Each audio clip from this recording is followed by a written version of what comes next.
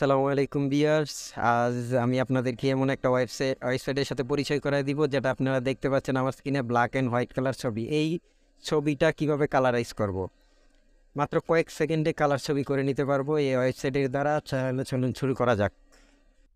প্রথমে আমরা একটা ব্রাউজার ওপেন করে নিব। ওপেন করার পর আমরা নিউ ট্যাব নিব। নিউ ট্যাবের পর যে এই লিঙ্কটা ডেসক্রিপশন বক্সে দেওয়া থাকবে, আপনারা চাইলে এখান থেকে নিতে পারেন।